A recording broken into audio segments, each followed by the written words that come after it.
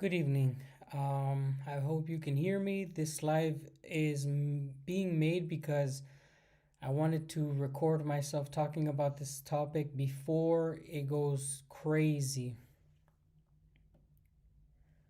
It is April 24th, but April 23rd just wrapped up here, and there was supposed to be very important conversations happening between the United States, Ukraine, Russia. Well, actually, it was just meant to be serious peace talks, right? The United States ended up not attending, and they've postponed it or downgraded it to something else because we're gonna get into that. We're gonna be looking at summaries from other channels and breaking down what they say. We're gonna be doing a couple things here on this live. Uh, the reason why I'm making all this video as well is because essentially it looks like 2025 is going to be filled with conflict, and a lot of the subscribers wanted to come visit Russia when things calmed down. So I always tell people just come anyways, because the truth is when you come to Russia, you don't really, if you're not surrounded by this conflict that's happening in Ukraine. And I've seen even videos of Kiev where they're so detached from that. As a tourist, you would be even more detached from that. But I understand a lot of people are scared to come during these times. So I'm going to cover that a little bit later. And again, I'm making this video not politically, but it's our reality for the people who want to visit Russia and for the people like me who live in Russia. And so it is what it is. First of all, let me know if you can hear me, please. Good morning from Idaho. Yes, let me know where you're watching from, guys. Please let me know where you're watching from. This is a failed peace talks, you understand. I'm going to give you guys a lot of context today if you stay with this live. All right. Let's wait until a little bit more people load in. We're going to wait. If you're interested in this topic, consider giving a like to this video. That way more people can reach this live later. The likes actually do help spread the video to people who are interested in the subject. Hallo aus Deutschland. Guten Abend. From Empangeni, South Africa. Ireland. Anne. Hey, Anne, how are you? Nice to see you back on a live. Good evening from sunny and green Greece. This is the first time I watch a live from the Netherlands. Nice. Well, hopefully you enjoy this. England, nice. So what I'm gonna do today is I'm going to give you guys the ability to look at two different perspectives.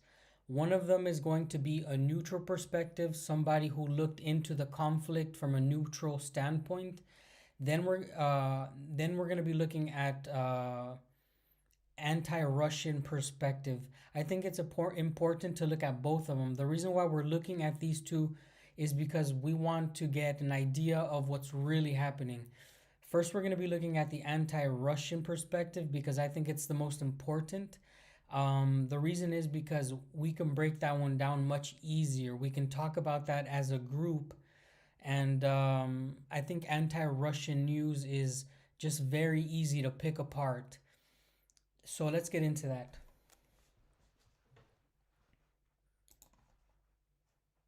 Let me see here.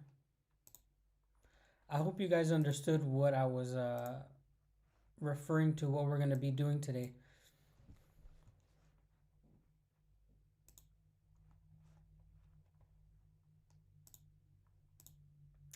So this video here that we're going to look at first is Trump was warned Russia will not back down in Ukraine.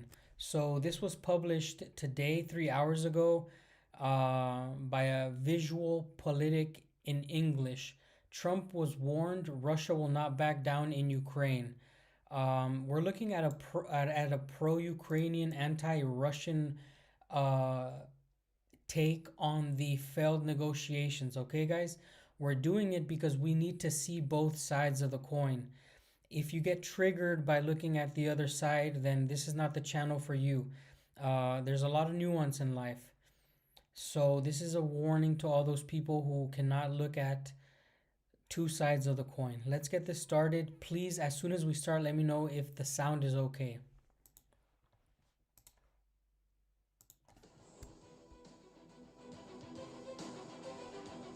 I'm sure that over the past few days, right in the middle of Easter week, you've all seen this headline. Donald Trump will abandon Ukraine peace talks in days without progress, warns Rubio. Peace talks in Ukraine aren't going the way the White House hoped, and now they're threatening to walk away from it all. Marco Rubio is now saying that unless there's clear progress, they're done with it. They'll wash their hands of the whole thing and move on to other priorities. He's been very clear about it. We're going to get the conflict stopped, but if for some reason one of the two parties makes it very difficult, we're just going to say, you're foolish. We're going to just take a pass. And yes, this could be a way to pressure the Ukrainians and the Europeans into accepting whatever deal Washington puts on the table. Something like, this is it, or you're on your own. Guys, let me know what the sound is like. Let me know if everything is smooth. I know it's gonna be a little bit glitchy, I understand. We have these type of problems on this. Okay, so right in the beginning, you have to understand, right at the beginning, they put the blame on Russia every time. And this is why we need to see this side. We need to understand why it is they're blaming Russia. Remember, we're going to be looking also at the neutral perspective. Let's get through this video. It's about 17 minutes long. Let's digest it. Yes, and we need to see the other side, guys. And I understand a lot of you guys consume neutral news, but we have to go into the dark side every once in a while. Sure, that might be part of it. Maybe it's a final attempt to speed up any agreement, to push the sides into not aiming for a better deal, but just accepting what's there. And that's definitely what the Trump camp will say. But come on, we can't just close our eyes. The problem is, despite all the concessions made by the Trump administration, the Kremlin hasn't shown a single sign of goodwill. During the campaign, the current US president claimed it would take him just 24 hours to stop the fighting because, after all, Putin respected him. Then, of course, he extended that to 100 days, and that window is about to close. So what's happening? Even the US ambassador to Ukraine has decided to resign over how badly things are going, because the plan just isn't working. And the big question is, why on earth doesn't Putin seem eager to end a war that's costing Russia so much blood and money? We're talking about around 700,000 casualties and hundreds of billions of dollars. And now that Trump has basically given... All right. I know some of you guys may have watched this, but the reason why we're going to watch a little bit of this video is because you need to see, again, how ridiculous it is to be on the other side. I'm a neutral follower of this conflict because I live in Russia, but I'm not Russian. Already he's talking about like massive casualties, 700,000.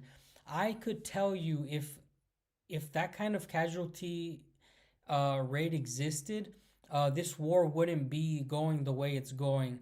I have military experience, and I will be giving my military experience point of view on many of the things that they say. So let's continue watching this video.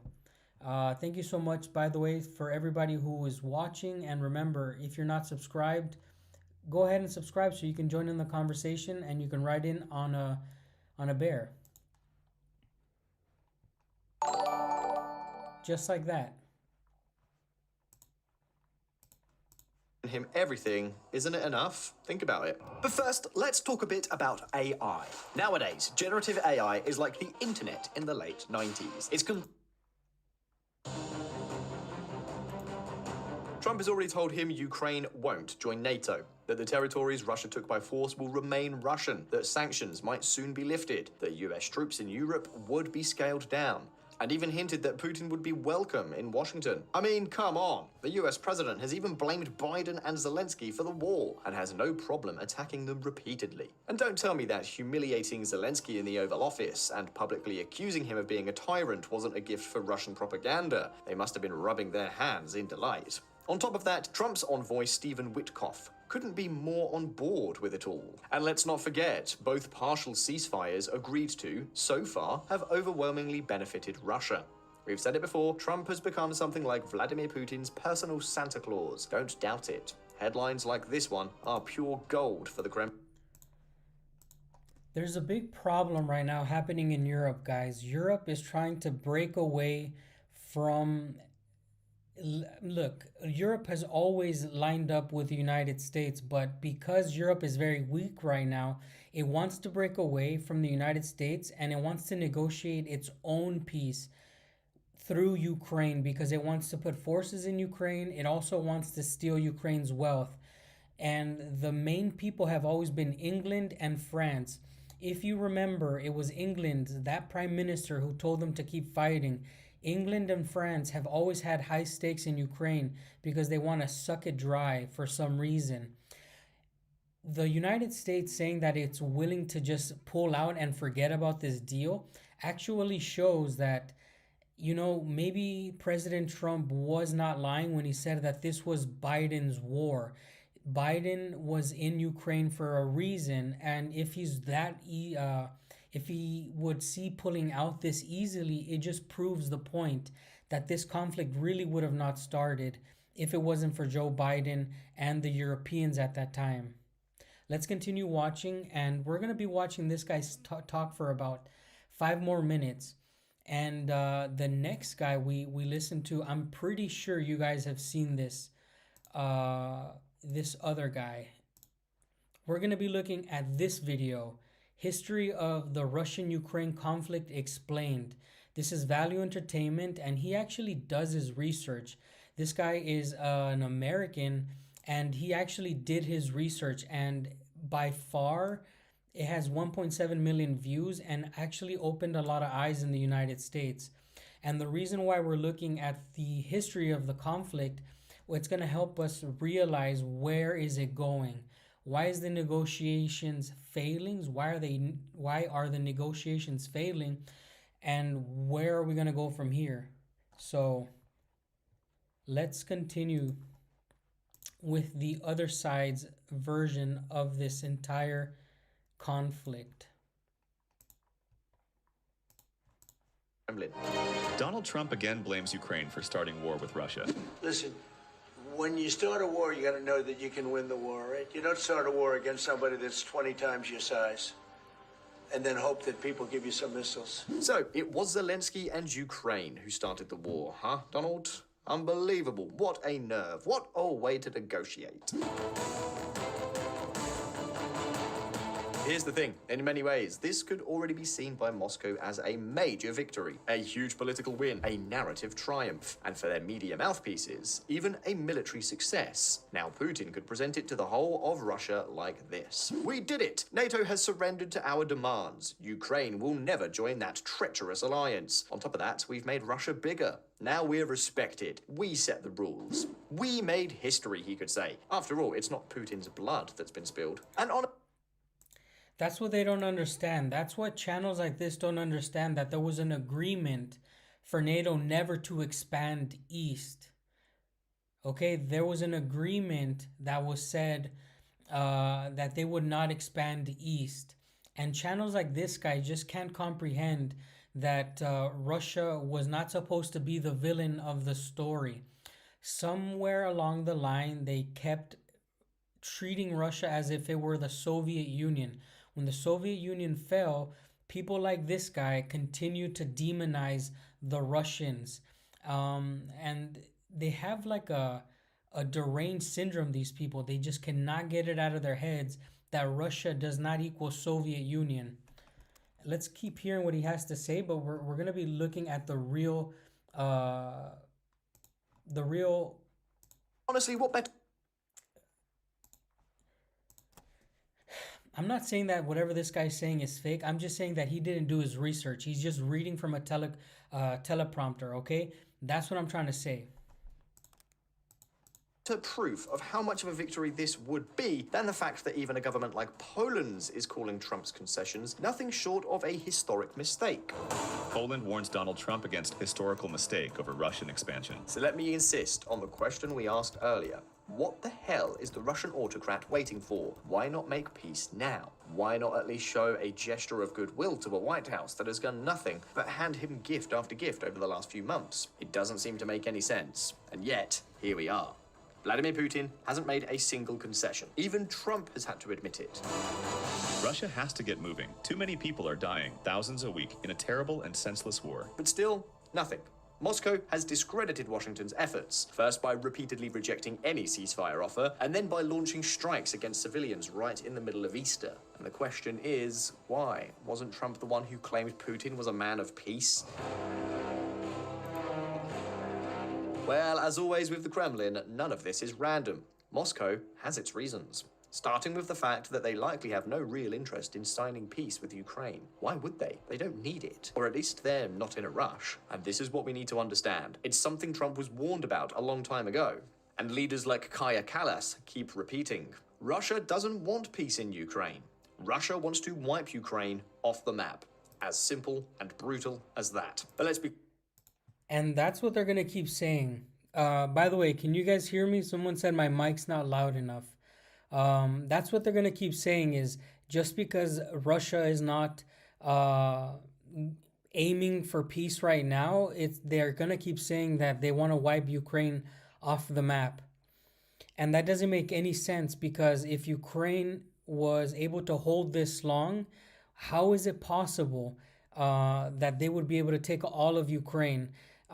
They've already said that Russia's losing for the last 3 years. How could they take all of Ukraine?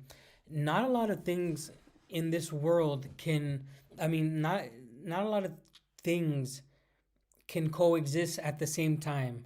You know, there can't be light where there is darkness. If there's no light, if there's an absence of light, then it is dark. So if you're going to say that Russia's been losing for the last 3 years, how then are you saying now that Russia is not wanting to end this war because it's going to take all of Ukraine? There's even been talks about Russia taking over Estonia, Lithuania, Latvia, Poland, all of these other states next to Ukraine, and it just doesn't make any sense. And they're going to keep saying it over and over again. Militarily, without using nuclear weapons and only using bodies, Russia would be stuck in maybe 10 years to 20 years of war to get through all of Ukraine. I've made many military analysis where I've said even if you take all the weapons away from the Ukrainians, deleting, unaliving 500,000 people takes many, many months, even if they have no weapons and they're playing hide and seek. This is what non-military people don't understand. Like these guys who do military analysis, like Scott Ritter and these other officers who talk about Ukraine almost being done. This is not how it works, guys. Even if Ukraine had no weapons, if 400,000 men were supposed to be unalived and you made them play hide and seek, you would still have to feed the men that's going to look for them, give the ammunition to the men who are going to look for them, and essentially pay the men who are going to be looking for those men. Let's continue watching this video and just understand that those people, the people on this video, are lying. By the way, let me know, have you watched this video, guys? Is this a video that you've already seen, or is this the first time that you're watching something from the other side? Let me know in the comments right now. Have you seen this video that we're watching right now? Let me know, guys. Is this a video that you've already seen, or are you just looking at it now?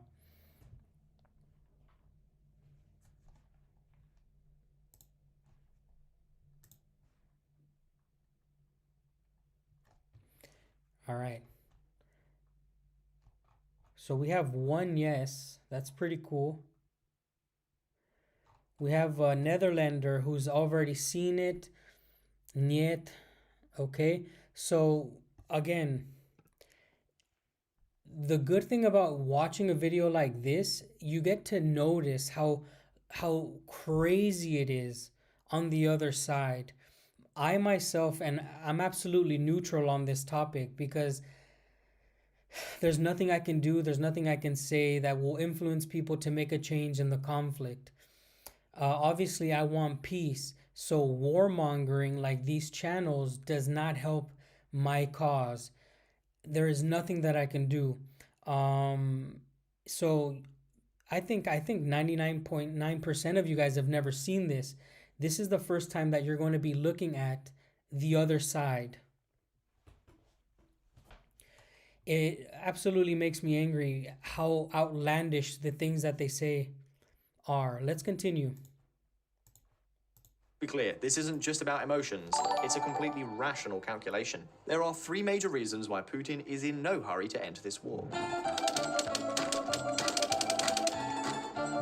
We've already talked about this here at Visual Politic. Since the invasion began more than 3 years ago, Russia's economy has been adapting to wartime conditions. Today, its military industry is running full throttle.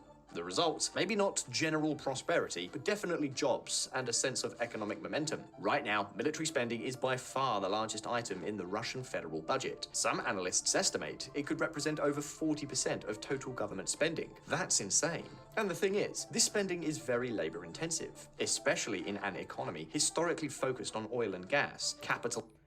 If you didn't catch that, guys, he's going over 3 reasons why Russia needs to continue the war. When he's done talking, I'm going to give you my reasons why I believe Russia does, in fact, need to continue the war from a military man's point of view. By the way, we just had a new subscriber. Thank you so much for subscribing. Dark Implement. Thank you, brother. Thank you for writing in on that bear. Let's continue looking at his reasons. When he's done giving his reasons why Russia should continue the conflict, I'm going to give you my reasons, and then we're going to be looking at the other version of this story. So stay tuned, guys. This is going to get good. Heavy sectors with few jobs and low wages. Now, thanks to this massive Keynesian-style spending push, the war effort is keeping a lot of people employed, including soldiers themselves. You could say that, right now, many young Russians are mobilized, earning relatively good wages by Russian standards. And for the first time in ages, the weapons factories are running at full capacity. In fact, this has become so central that even if a war were to end suddenly, the military effort likely wouldn't. Quite the opposite. Based on what we're hearing, the Kremlin might believe that they can't afford to shut it down. That ending this wartime economy would mean factory closures, job cuts, mass unemployment, the works. But simply, in the Kremlin, there's a real fear that peace itself could trigger an economic crisis.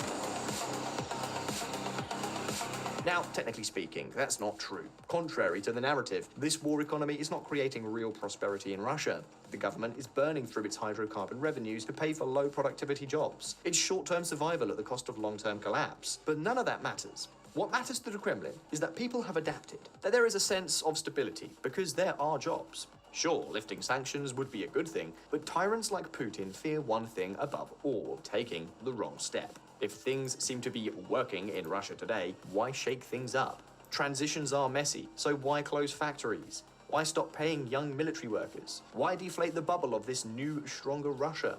No, according to this logic, there's no need to change course. In fact, Putin is doing the opposite. He's increasing military spending, including pay for the armed forces. So the end result is that this more militarized Russia isn't just a temporary phase, it's a model built to last. And what does that mean? That from an economic, or better said, a utilitarian's perspective, Putin is in no rush to end the war.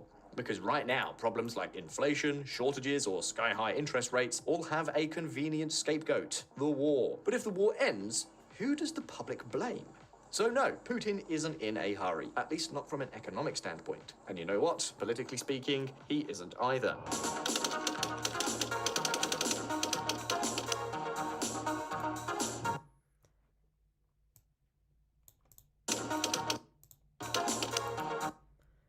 Okay, he's going into his next point here, guys.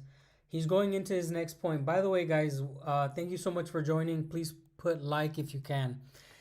So far, he's talking about a war economy. He's betting and he's saying that Russia will not end the war because it has a war economy and it couldn't survive in a time of peace, which is absolute BS. The war wasn't started to ramp up economy in the first place. It doesn't. You don't need to do a lot of research to know that Russia wanted to boost its economy. So he's already wrong. You prove that by letting people know, by the way, the economy wasn't in a bad state. So saying that they start a war to boost their economy only to know that they might have to have peace one day doesn't make sense. You're not going to risk an entire country for that. I'm going to tell you later why I believe Russia's still in the conflict. But we're going to be looking at his second point, which is a dictatorship, justifying a dictatorship. Let's see what he has to say. You can't hear me? I don't know what to say. Let me see. Are you guys able to hear me or not?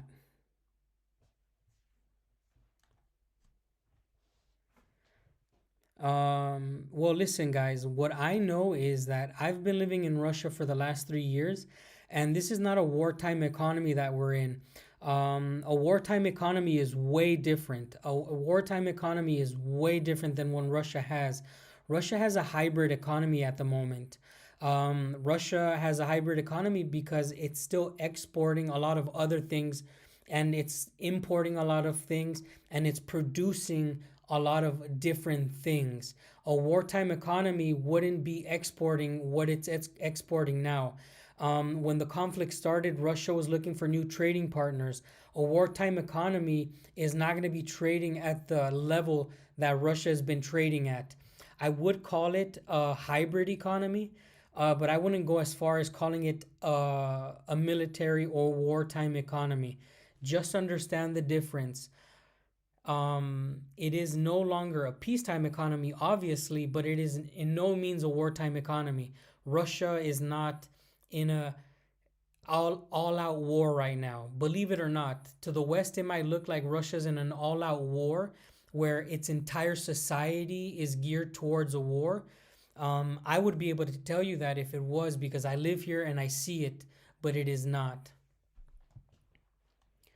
Good midnight. Hello, friends. Okay, let's continue with its second point. By the way, consider subscribing, guys.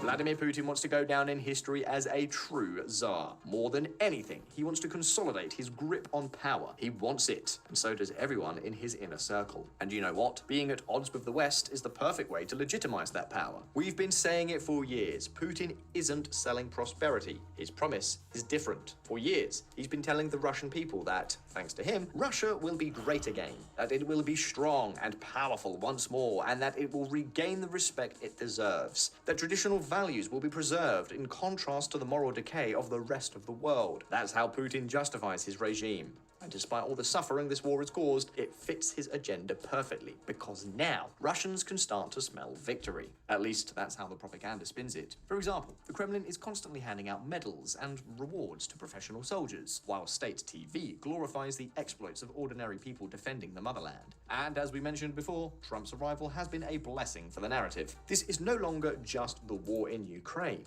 It's Putin's Great War. Russia's war, and he's not going to end it just because Trump has walked into the White House and asked him to. In fact, many in Washington are making a huge mistake. Putin doesn't need peace. He needs a clear, decisive victory. He needs it to look like Ukraine is surrendering. He needs more concessions, and that's the problem. That is the first thing that he said that actually makes some sense. Just remember that. But by the way, Russia was great when it made its way out of the 90s. Russian people worked so hard to get out of the post-Soviet era, and this young man has no understanding of history because he thinks that this is the first time the Russians had to fight for their existence. Russia, what it is now, has been through hell and back.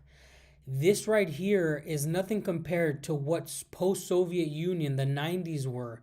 If you ask any Russian what life was like in the 90s, they will tell you that it was hell. In the middle of the 2000s, Russia came from nothing and it became what it is now. Russia was great because the people came together. President Putin, of course, he was leading the country, but it is not because of him himself, right? President Putin didn't do it himself. The people really rose to the occasion. And I think that he doesn't understand that the people really wanted President Putin in charge. And to me, as someone who lives here and I see people supporting him, I don't understand why it's so hard to believe that some people actually like their president.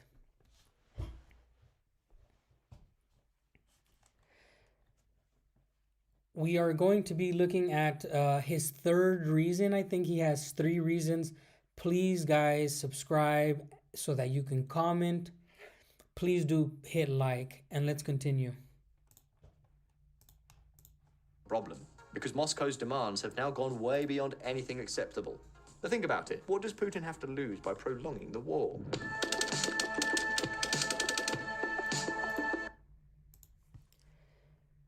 His third reason is betting on a big victory. Let's see what happens. Visual politic community, I'm speaking to you from Estonia, a country that knows all too well how the Russians operate when they're in charge. And So right there, he admits that he's talking and reporting in from Estonia. Estonia is the most anti-Russian country in the world.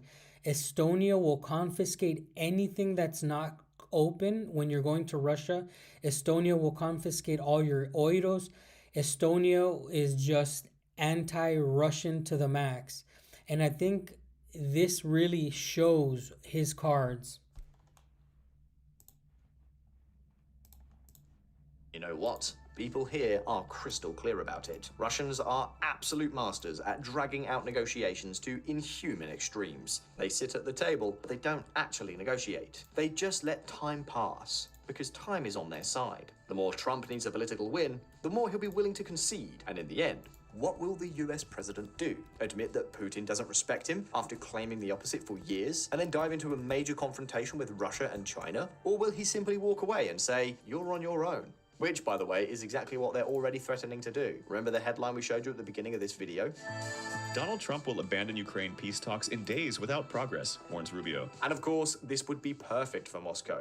Because here's the thing, in Russia, they're still convinced that without US support, Ukraine's resistance won't last long. That sooner or later, the European Union will get tired of the war and start saying it's time to stop. In fact, reports suggest that far from winding down, Russia may be preparing a new offensive. An offensive meant to wear down the last reserves of those of us who still believe the West can stop Putin from walking away victorious from this nightmare, with all the consequences that would bring. In other words, Putin has no reason to accept anything less than exactly what he wants. And even if he does accept something, it'll probably be weak and short-lived, like so many agreements in the past. Because if there's one thing we've seen loud and clear over the past few years, and especially in recent months, it's that Moscow has zero real interest in peace. If they truly wanted peace, their actions would have looked very different. Again, this is something Europe warned Trump about, but he wouldn't listen. Now, hold on, because despite all this, Trump may have done something that, maybe without realizing, might actually bring the end of this nightmare closer. Something that could push Putin, at least temporarily, into making concessions. What am I talking about? Stay tuned. An unexpected leak. The Russian strongman was probably seeing everything through rose-colored glasses when suddenly, wham, Trump stepped in. But not against Russia, against the rest of the world. And here's the issue. Donald Trump, with his chaotic decisions and reckless trade war, is slowing down the global economy, starting with the United States. Right now, more and more indicators are flashing. Okay, I have to say this, and I have to say this before we continue.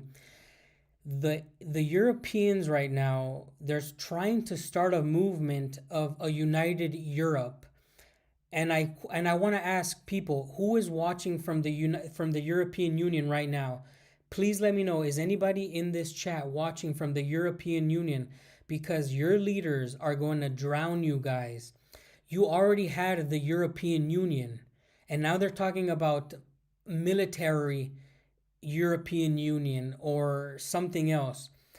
The European Union should have never been created to do the things it's doing now. By turning against the rest of the world and going rogue on this, you guys are going to be suffering a lot. You guys are like your leaders are forgetting that Russia is a part of Europe. They are forgetting that Russia is the largest country in Europe. It is the most populated country in Europe, and it has some of the most populated cities in all of Europe. I think Moscow is the most populated city in Europe, and the leaders in Europe are taking you guys into a dead end.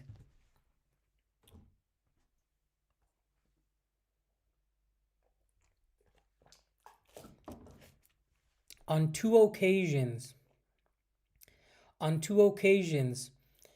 uh, the Europeans have united and since this conflict has started, and both times they've dissolved and they retried. So I'm just letting you guys know it's very, very sketchy for you guys in the future because Europe is not looking good. The United States can always survive by itself because it has itself to depend on. But if you cripple yourself and you depend on other European countries and they fail you, well, it's going to be like cutting the legs off of the seat and making you fall on your ass. Let's continue with this video and then we're going to get to the real deal, guys. Please, let's try to get the likes to 100 so that this video can continue to spread. We're going to be looking at a realistic, neutral take on this conflict after I give you my reasons on why I think Russia is going to be continuing this conflict.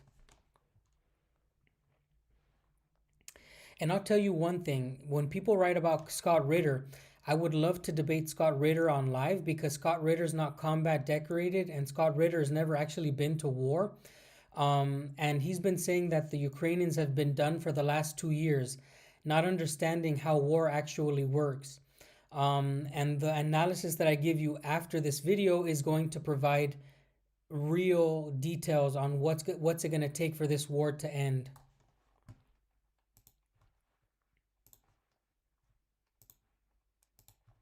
Warning signs of a looming recession. We've talked about this across all our channels here on Visual Politic, but also on Visual Economic. And why is this a problem for Russia? Well, basically because fears of a global recession have tanked oil prices. And Russia lives off oil. The result? Vladimir Putin's war chest under threat as oil prices slide. Since 2020, the liquid portion of Russia's sovereign wealth fund has dropped by nearly 2/3. And now, with falling crude prices widening Russia's budget deficit, that fund may not even last a year. According to Benjamin Hilgenstock, head of macroeconomic research at the Kyiv School of Economics. And here's the twist. Trump's trade war isn't targeting Russia directly with tariffs, but it's hitting them hard anyway. If trade wars continue, they generally lead to a global economic slowdown and potentially lower demand for our energy exports. Think about it. 1/3 of Russia's entire government budget comes directly from oil and gas. And fears of a global downturn have dragged crude prices down, and with them, Urals oil, which is now trading at its lowest level in nearly 2 years. So if Moscow built its budget assuming nearly $70 per barrel, today it's hovering around $50. This indicator is very important for us in terms of budget revenues. The situation is extremely volatile, tense, and emotionally charged. But wait, this isn't even the worst part. Sanctions haven't crushed Russia, not entirely, because that wasn't the goal. The real aim was to cripple the country's long-term economic potential. And despite all the missteps, that goal is being achieved. Now, with oil prices falling, even temporarily, the situation could get worse. And we're not just saying that. Russia's own government confirms it in this report you're seeing on screen. This is the latest Strategic Energy Report, and the results couldn't be worse. The Russian government itself admits that oil fields discovered during the Soviet era are gradually being depleted. At the same time, they're not making the investments needed to launch new fields. Why? Because Russian oil companies are suffocating under high taxes raised by Putin to fund the war, a lack of access to technology, and a shortage of international capital. As a result, this report, again from the Russian government, estimates that unless something changes soon, unless sanctions are lifted and massive investment returns, the Russian energy sector will collapse over the next 2 decades. At the current Okay, we're gonna stop there. His last words were that Russia is failing because of exporting its oil is going to be harder. The price of its oil is going to go down, and in the next 20 years, its oil economy can be crashing. In the next 2 decades, we had to stop. It was going too crazy. I'm going to give you now what I take away from this. You have to look at the other side's story, guys. You have to look at the videos every once in a while because you need to see how deranged they are. You need to see how far out they are thinking. I do it so that I can understand what the other side is talking about and how crazy they've gone. This conflict can only come to an end if Russia's demands are met, because Russia is the A side. I am not talking as a pro-Russian person. I'm talking as a person who's looking at this militarily. We're going to be looking at a map of the conflict, and we're going to be looking at it as it was happening day by day. I want you to look at it, and we're going to look and see what you guys notice. So let me load up that video now. Here we are. So we're going to be looking at the conflict from the beginning. Please tell me as soon as you notice something, write it on the chat, guys. We need people to get involved. This is a very obvious thing. Let's look at it.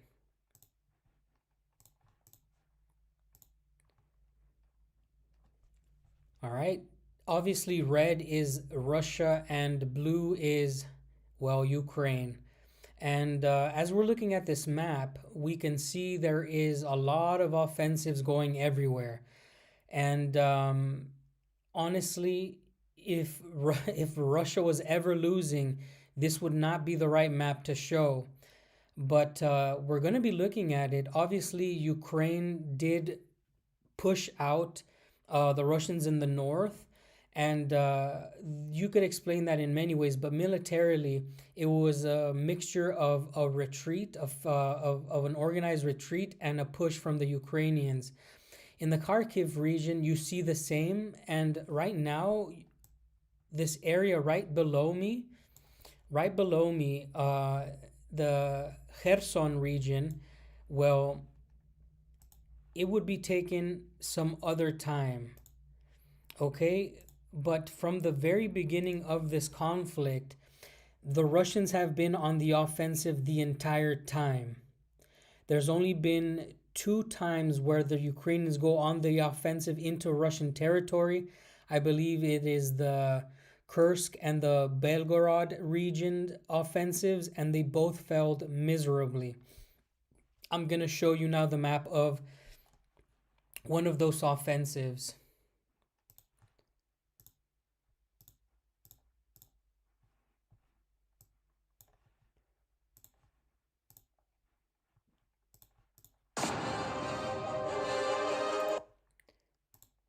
This is the offensive that Ukraine had into Russia, and you can tell how insignificant it was as far as territory because they had to zoom in really. This might look like a lot, but they had to zoom in to make it look massive. The Russians really took a loss there at the beginning, but everything was consolidated towards the end. You're going to be looking at the movement of both armies. And please do notice again, this happened within 1 year essentially. There has been huge developments on the Kursk front, and the Russians really managed to hold their own there. The Ukrainians were betting on a major victory there. And on my military analysis, way before this battle ended, I said that the Ukrainians would be hitting a wall or running all gas off a cliff. And that is essentially what happened. And well, we're not going to talk about that further. Just understand that that major victory that the West was talking about turned into this. We're going to start seeing the Russians really carving up what's left of the Ukrainians, and they even make their way into Ukrainian land. So you really have to wonder who is leading these men. They are very badly led. The Ukrainians have little to no leadership. They've made so many mistakes, and it just shows the inability of their military to adapt to this conflict. Every time they take the offensive, they end up like this. Now, I'm going to give you guys two reasons why Russia cannot stop the conflict anytime soon. Please let me know what you think about my two reasons. Reason number one why the Russians cannot end this conflict right now is because at the beginning of this conflict, they did go in with the intentions. Thank you so much for subscribing, my friend. The major reasons why Russia had to go in was because if they didn't go in, how else was Ukraine going to take... Nice, thanks for subscribing. Does anybody else have any subscriptions? That way I can continue. Okay. Is the sound all right, by the way, guys? I'm just about to tell you why two major reasons why Russia cannot stop the war right now. Well, I'm going to continue. The Ukrainians were betting on no Russian intervention.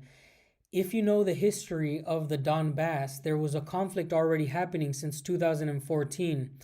The Ukrainians were building up a military to wipe these people out.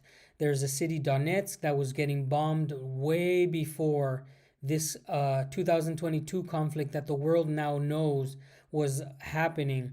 So the reality is that Russia, after annexing or declaring these new territories as part of Russia, they simply cannot stop the conflict unless they liberate these territories or they have Ukraine recognize these territories as Russian. This is one of the most major reasons why Russia cannot stop. Ukraine already admitted that it would not recognize those territories as Russian. The Ukrainians admitted that they would recognize those territories as Ukrainian territories that were occupied by Russia. The second reason, and this reason is more important than anything else, this is my military analysis version of another reason why Russia cannot stop. Russia said that it would denazify and demilitarize Ukraine. As long as Ukraine has a military that is forcibly recruiting people and mobilizing men off the street and throwing them into the trenches, Russia cannot stop its conflict. You cannot stop a conflict when your neighbor or your enemy is forcibly recruiting people, when they have fanatical rights, like fanatical, really right-driven organizations. So Russia, even if it wanted to, it could not stop this conflict. The Ukrainian military is nowhere near being defeated. There's maybe two major battles left, and not enough people have been unalived on the Ukrainian side. It sounds very bad for me to say, but the way the war works is Russia needs to demilitarize Ukraine. They said that's what they wanted to do, and Russia is nowhere near doing that. This is a true military analysis. You can tell that the Ukrainians are not ready to give up because there are major cities that are being held right now east of the Dnieper River. We're talking about, I think it's Poprovsk, even Kharkiv. Kharkiv is a major city that is really close to the Russian border. If Ukraine were to be given a surrender right now, it could potentially be aggressive towards Russia in the future. And a militarized society that Ukraine has right now does not benefit Russia at all. So, what do you guys think about my two major reasons why Russia cannot stop the conflict right now? The West wants Russia to stop because the West wants a Ukraine that can still wage war. They try to gaslight the world by saying Russia will not stop because it wants to continue the war, but it can't stop the war because it knows that Ukraine will continue the war. And Russia is actually at a very weak point if it takes any treaty that the West gives it. It would end up losing this conflict. If Russia does not take the 4 annexed territories and Ukraine is not demilitarized and denazified, Russia loses the war. And it can lose the war still diplomatically. Not a lot of Russian people are even talking about this. There's not even other analysts talking about the potential loss for Russia. Russia can only lose with the ink and paper, like it's lost in the past. It's been betrayed in the past. They try to tell you that Russia's the one Russia's the one breaking all of its rules and all the pacts, all the deals that it's made. That is false. Okay, Russia has lost many conflicts to the pen and paper, and it can lose this conflict in the pen and paper. This is why Russia does not want peace right now. It is not completing its missions.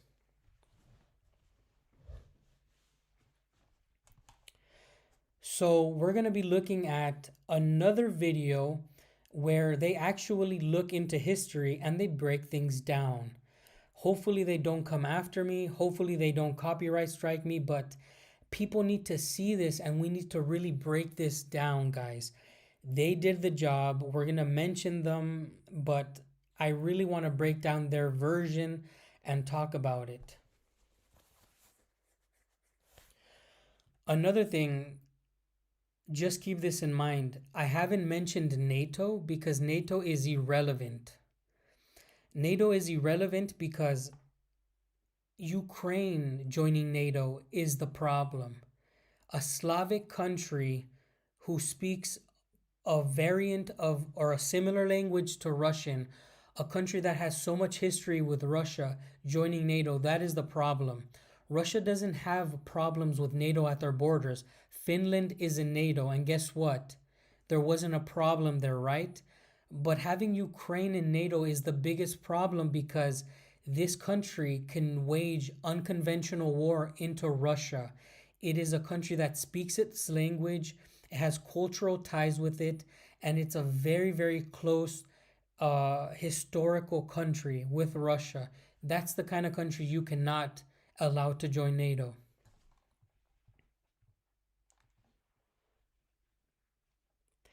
Okay, you know what? James Adams just brought up a good point. I want to read your guys' reasons why you think this war cannot end. Adams thinks that Russia cannot stop because Putin would be embarrassed. I'm going to disagree with you because Putin doesn't care about what he looks like. I think that President Putin cares about Russia as a whole and its existence. He proved that during the Chechen War, and he proved that after the Soviet Union fell. So I think your argument doesn't make any sense. If Vladimir Putin cared about what he looked like, I don't think that he would be doing what he's been doing this entire time. We can disagree, but I'm giving you my point of view, and I hope that you understand what I said. So guys, please do give me more of your guys' point of views, and I will have a conversation with you. NATO does not have a problem being surrounded. NATO does have a problem being surrounded by NATO after making deal in the 1990s. It must defend its backyard flanks. Oh, Russia. He says he means Russia. Yes, Russia is not happy with its neighbors, but there's a difference between Finland being in NATO and Ukraine being in NATO. Huge difference, guys. Huge difference. Let me know if you agree with that. Do you think that Ukraine and Finland are the same in the eyes of Russia? I'll tell you right now. I have many Ukrainian neighbors. way more than Finnish neighbors. There is thousands, if not millions, of Ukrainians living in Russia. That is the difference. So I'm gonna show you guys now the video that we're gonna be watching.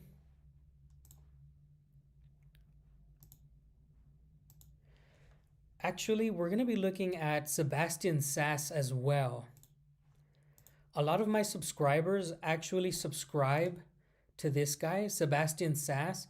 He gives geopolitical analysis, something that I do not do because my channel is not geared 100% towards that. Sebastian Sass, his channel really blew up. I remember when he had 10,000 subscribers.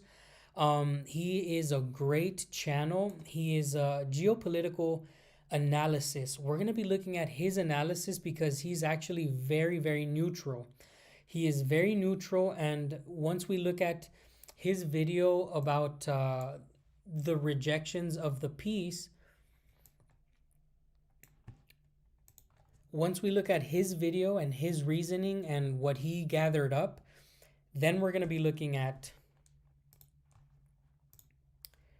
this video here by Value Entertainment, the history of the Ukraine-Russian conflict.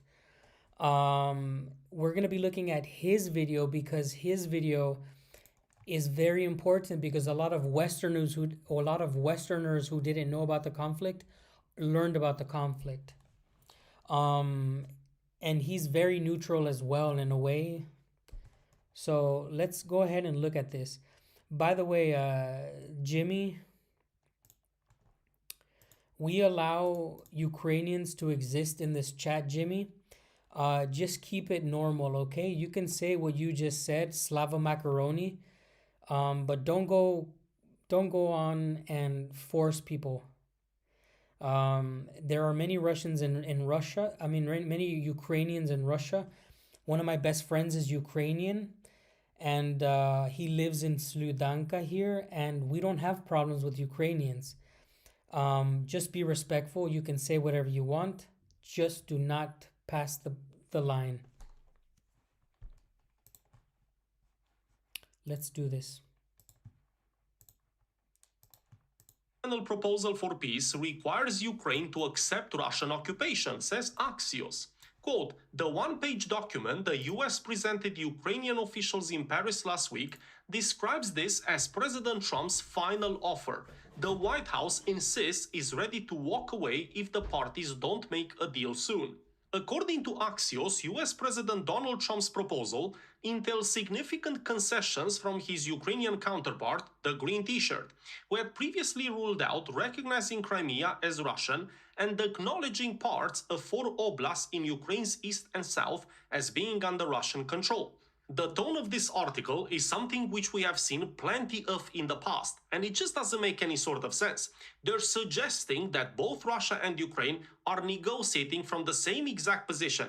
But that's not true. One of them is losing the war and the other one is winning the war. So the negotiating positions cannot be the same. But you see, Axios, or the people who have written this article, they're completely ignoring that. And they continue to point to the fact that Donald Trump has more demands from Ukraine rather than Russia.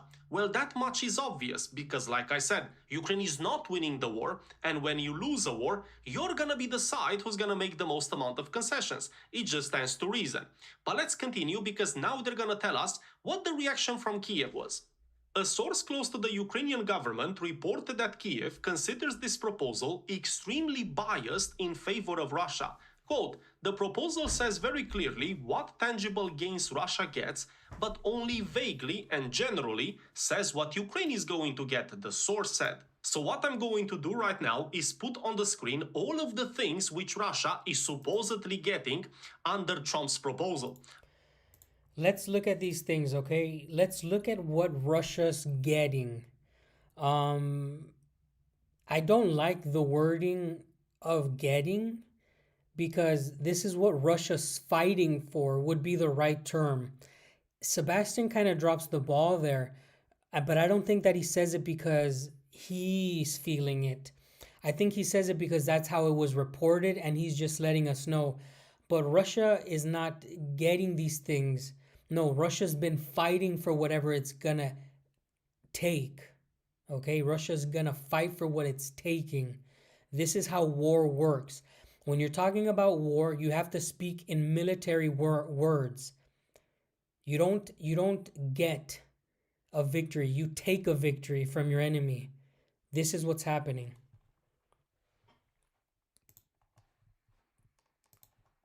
I'm not gonna read all of them out loud, you can do that yourselves, but instead I just want to focus on one of them in particular. And more specifically, the promise.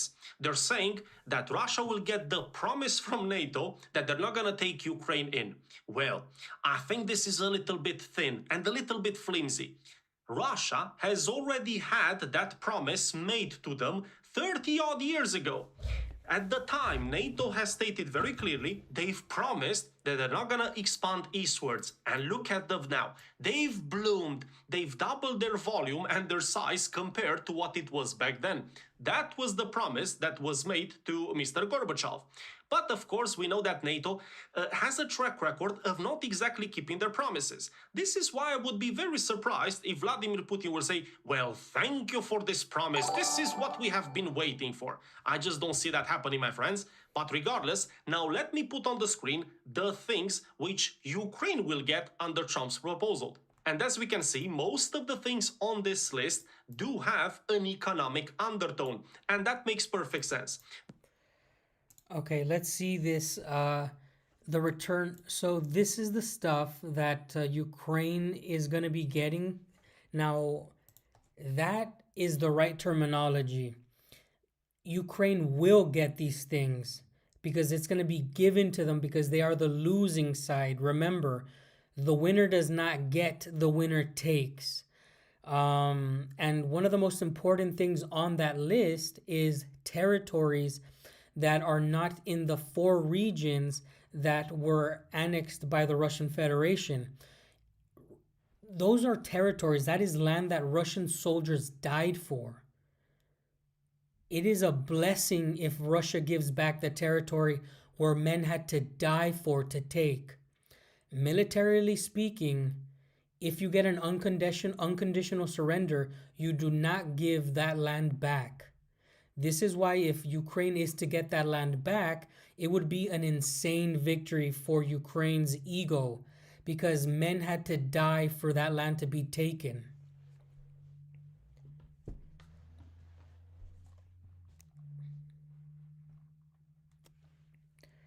Okay, now, Jimmy, now you're going to get kicked because now you're just talking about nonsense. If nobody in Ukraine was supporting Russia, then Donetsk and Lugansk would not be Russian right now. Sorry, buddy. But you just won yourself an ignorant kick because you just can't get it together.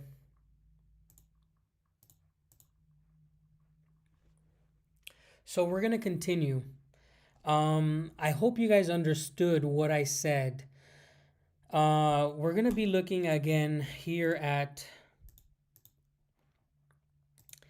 It says point number 2, the return of small part of Kharkiv Oblast occupied by Russia. This territory of Kharkiv region, it would be a blessing if Russia gives back, okay? Let's see, compensation and assistance for reconstruction, okay? The United States is not funding that. A robust security guarantee involving a special group of European and potentially non-European like-minded countries. So from the looks of it, Ukraine is really not getting anything. And I'll tell you something. If this negotiation does not go through, Ukraine has lost 4 territories. Ukraine is risking losing 6 territories. Ukraine is risking losing 8 territories. Ukraine is risking losing everything east of the Dnieper. They're not listening to reality.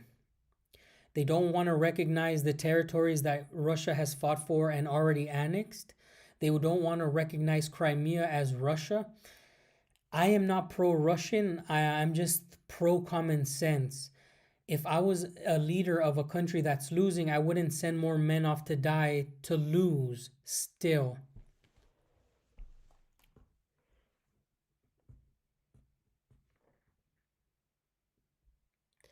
Oh, I love, some Romanian people are absolutely based.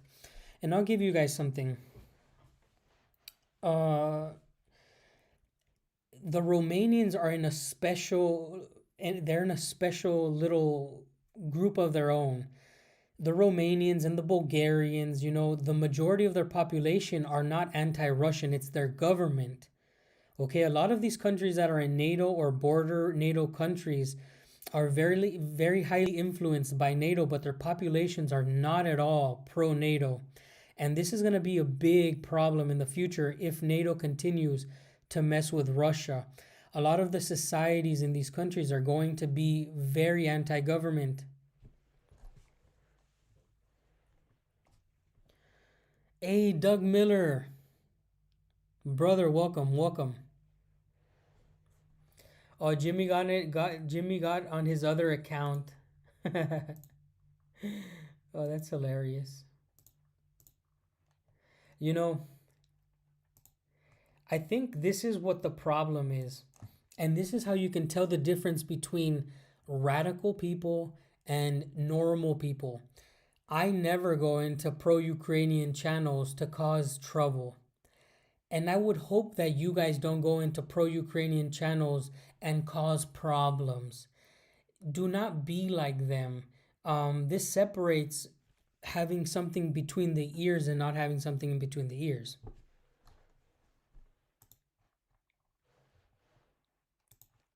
Because the Ukrainian economy will need all the help it can get once this conflict is over. Also, let us not forget that even before this conflict, the Ukrainian economy wasn't exactly thriving. This is why the Trump administration is looking far more into the monetary side of things when it comes to Ukraine. Now, this is all well and good, but the problem the green t-shirt has is that he's expected to cede some territories away, and that's where everything falls apart. Politically, this is not the position he affords. If he was to do that, if he was to recognize Crimea as being Russian or do anything else with regards to the territories, the public outcry in Ukraine, it would be monumental. And this is why he's trying to figure ways out of these conversations with Donald Trump, but without making it look like he's the one who's opposing it. And also the Europeans, by the way, they have the same exact positions, because even though the Europeans don't necessarily care as much about the land itself, or they do care about saving face. Because for the last 3 years, they've been telling us that the Russians are losing the war. The Russians will eventually be pushed out. And 3 years later, how would it look like for the Russians to keep all of those territories, the green t-shirt to recognize Crimea or whatever else? It would look like what it really is, a complete defeat, not just of Ukraine, but of the collective West. This is why the Europeans are encouraging the green t-shirt into not exactly going ahead with the Trump conversations. That's really what's going on here. And the last point I want to stress, which I think I've already made this point earlier in the episode, is when you're losing a conflict, your expectations have to be tempered. You have to really manage those expectations, because you're not going to be in a position to demand things. I mean, they can be upset.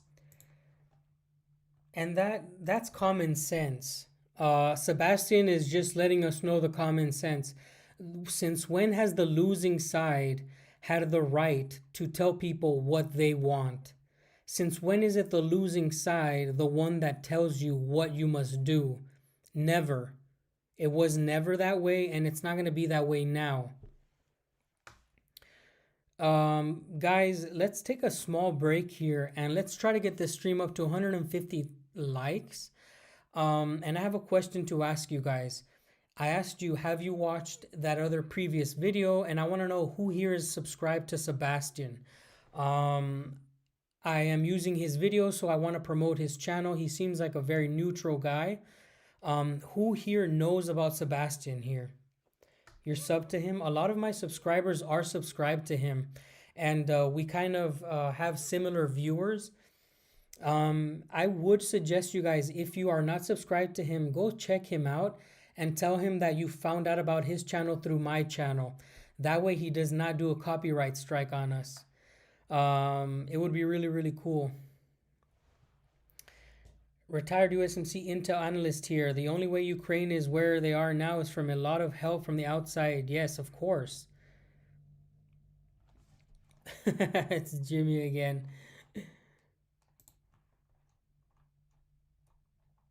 Can you imagine being him?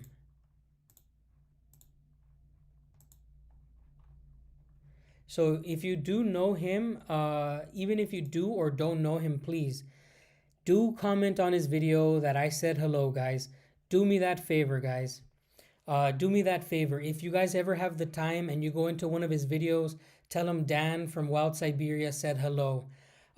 Because I really think the more the community is tight, the more that there's a healthy ecosystem amongst us people, the more the information will flow much nicer. Let's continue watching this.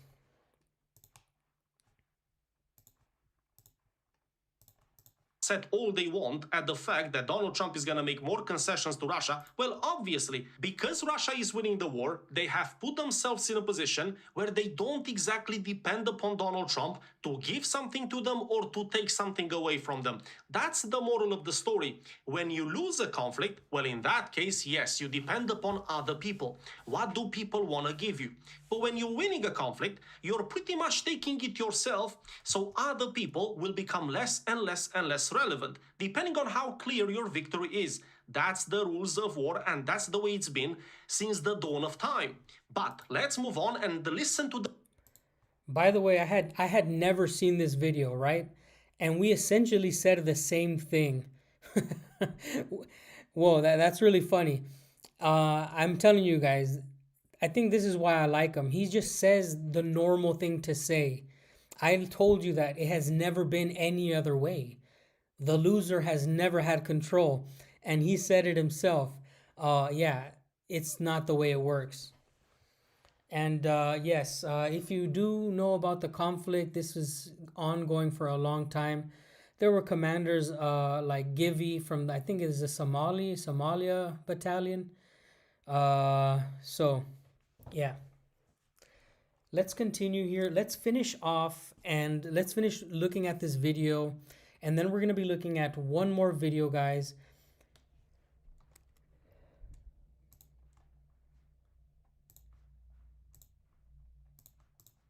The green t-shirt himself. Zelensky reacts to Wall Street Journal article. I want to say one more thing, guys. When he's saying the green t-shirt guy, he's referring to the ungrateful goblin in our channel. If you are a member of this channel, every time you hear the green t-shirt guy, please put the green goblin, guys. The green ungrateful goblin that we have on our channel emojis specifically for the green t-shirt guy. Here on this channel, we call him the ungrateful green goblin. Looks like Sebastian calls him the green t-shirt guy. So if you ever hear Sebastian say the green t-shirt guy, please put on the green ungrateful goblin, which is hilarious.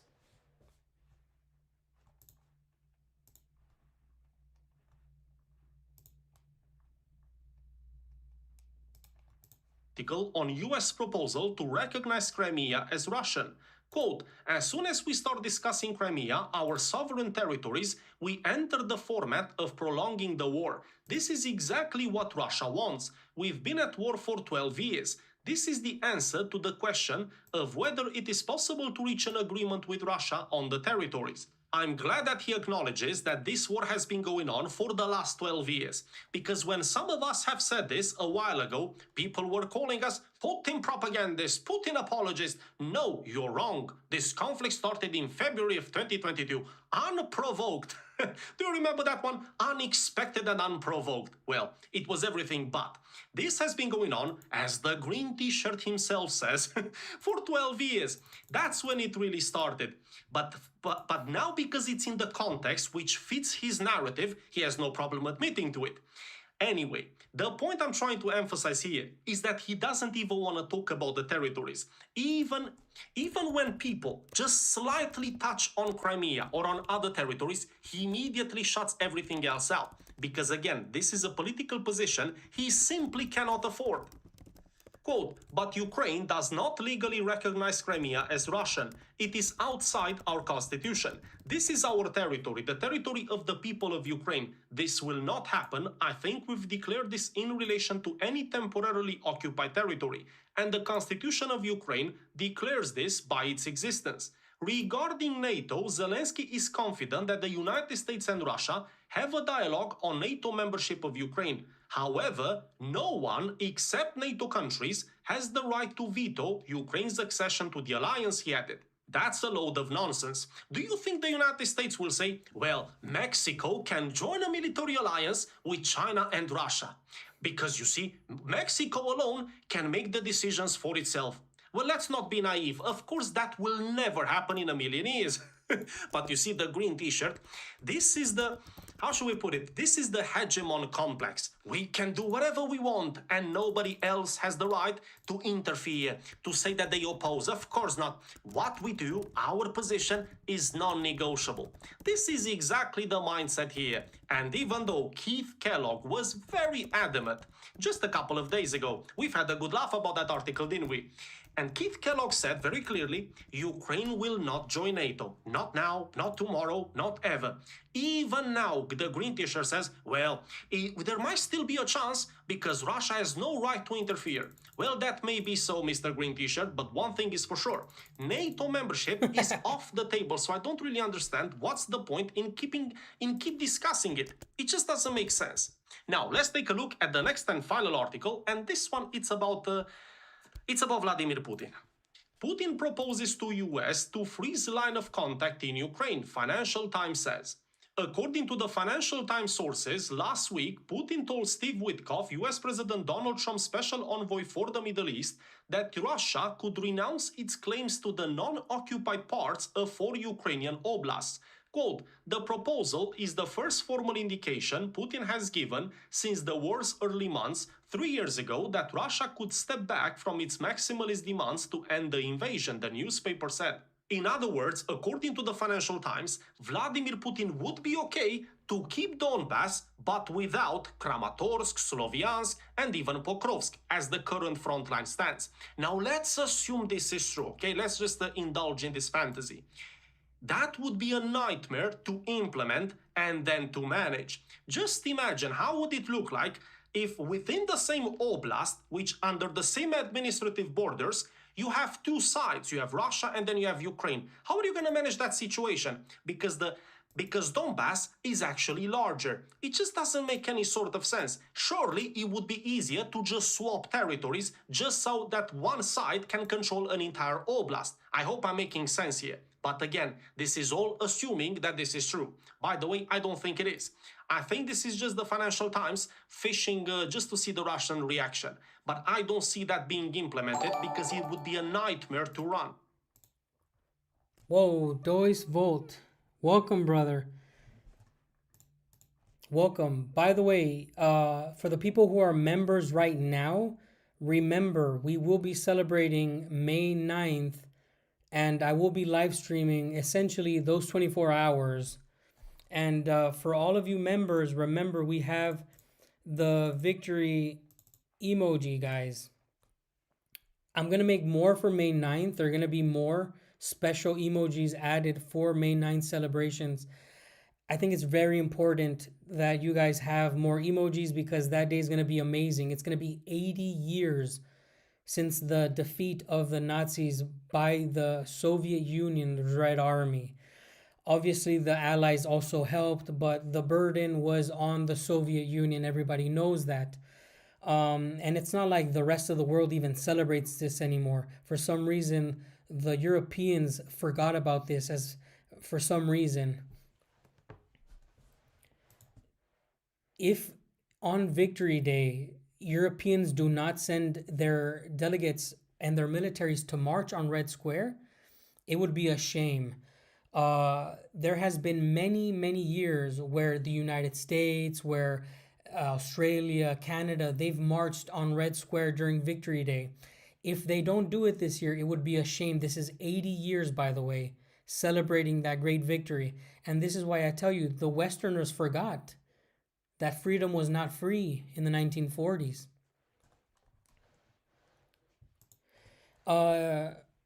Volt, if you want to use the emojis, please refresh and see if they work for you. You can give it a try. They should unlock.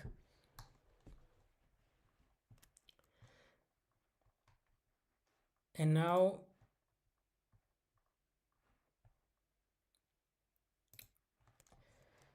okay, we are almost to 160 likes. We're going to be moving into the next video. Again, we were watching right now Sebastian Sass, really good channel, and I support whatever he says because he's a neutral. He breaks things down neutrally. If I ever saw a video where he was exploiting something or being too radical, I would bring it up to everybody's attention because he's part of my ecosystem. A lot of my subscribers are subscribed to him, and I tend to call people out. I don't really care anymore. I call people out and I tell it how it is. So shout out to you, Sebastian Sass, for keeping it real, homie. Let me see here.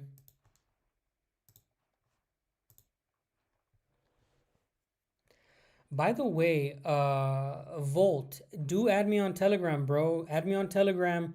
Daniel Dota 2 and we play Dota 2 sometimes.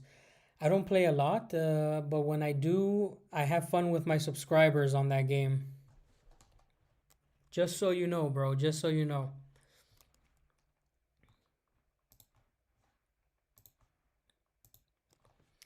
Okay, we're going to be looking at one more video here.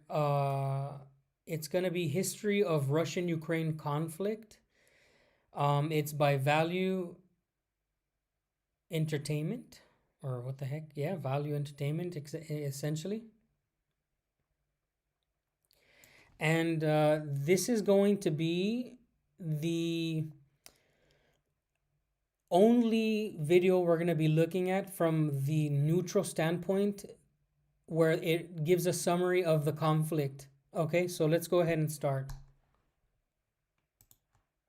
So there's a lot of worry about Russia, Ukraine, World War III, because Biden said, hey, you can use long-range missiles against Russia, and then Ukraine, they did. And then Putin comes out and sends the hypersonic missiles without any nuclear weapons in it. But if he did, what does that look like? How quickly does it go? And the argument is very weird because both sides will say things like, well, you know, Russia didn't hold their end of their bargain when we, in 1991, the Budapest Agreement, when we gave them the 1,700 nuclear weapons that were left in Ukraine, we said we will give this back over to you as long as you no longer attack us and you give us security, and they didn't hold their end of their bargain. But then the other side is like, well, wait a minute, you also told us you're never going to join NATO, but now you are. But to fully understand this, we have to, one, see the people that say, no, Putin's the reason to blame. It's all his fault. We have to see their arguments. And no, NATO and Ukraine is the reason. And then we also got to look at the timeline of what the history looks like, what events took place, what different negotiations happened in the past. And then when you look at this, you're kind of like, whoa, I don't know if I agree with those guys. And I don't know about this. We're going to talk about all that stuff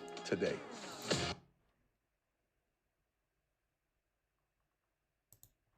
Some of the stuff you won't, but again, that's the whole purpose of this commentary. We'll even look at the map of how Russia grew the last 300-400 years since 1600s, and what they owned, what they lost, what happened, all of that stuff will go through it as well. But to go back through history, the most important thing to know is the fact that most of modern Ukraine was under Russia or Soviet control roughly 337 years, from 1667 to 1991, and approximately 90.76% of modern Ukraine history was under Russian or Soviet control. We're talking 91%, give or take. However, on December 1st, 1991, over 90% of Ukrainians voted for independence in a nationwide referendum reflecting widespread domestic support. And keep in mind, this is the time where Ronald Reagan, you hear the stories about the fact that, hey, Russia, look at you, everybody drives the same car, they live in the same apartment, there's no competition, nothing's taking place, here's what you need to be doing. And there was an NGO that Reagan was one of the founders, I think in 1983, called the National Endowment for Democracy, that was started in early 80s, and they're going on saying free speech, free market, civil society, rule of law. Gorbachev was watching saying, maybe it's not a bad idea. And in 1990, Gorbachev accepted Germany's reunification and its continued membership in NATO under the explicit condition that NATO would not expand past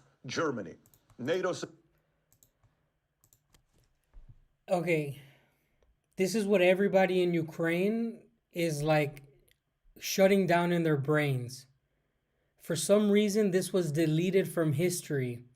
For some reason, we act like Ukraine has always been an ally to the United States. Somewhere along the lines, millions and millions of people were brainwashed to forget that this happened. This is what I don't understand. I don't understand how this was erased from history from the majority of the people's perspective. Now, depending on what you want to believe or accept, how many of you guys in chat knew about this reunification of Germany and the agreement that NATO would not expand past Germany? Who here knew about this? And it should be almost all of you, I think. How many of you guys knew about this? Let me know.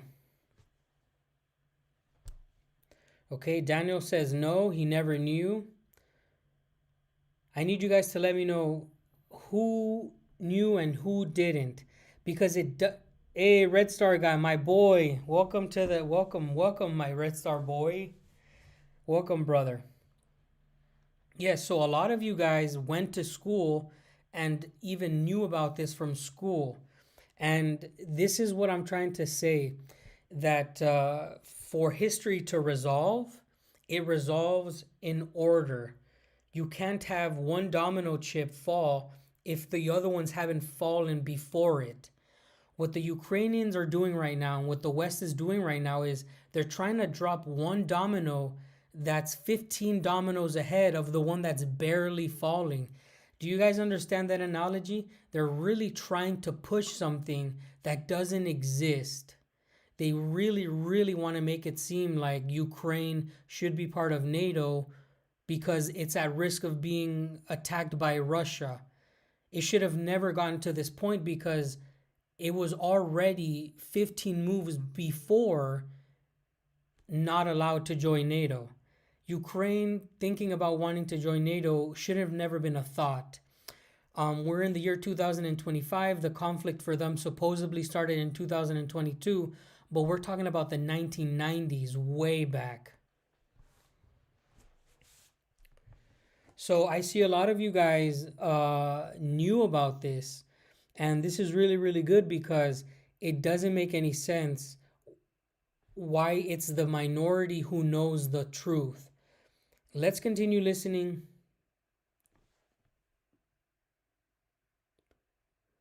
Can you guys hear me? Usually when somebody says the sound is off, I stop because maybe it's for everyone. Okay. Хорошо. Nice. Welcome back, bro. By the way, guys, if you guys are members, be kind and throw our boy Red Star guy some Giga Chad emojis.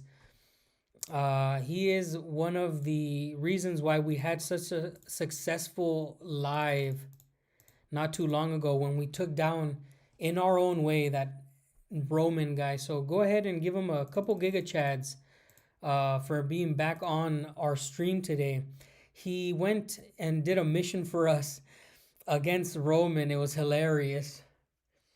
And hopefully we can talk to him some other time. I'm going to get with him and see what we can brew up for a future video. So we're going to continue on here and we're going to be looking at what else this guy has dug up. Remember, the Ukrainians were not allowed to join NATO in the 90s, since the 90s rather. And so this is the argument of today is, why can't we join NATO? It was foretold a long time ago.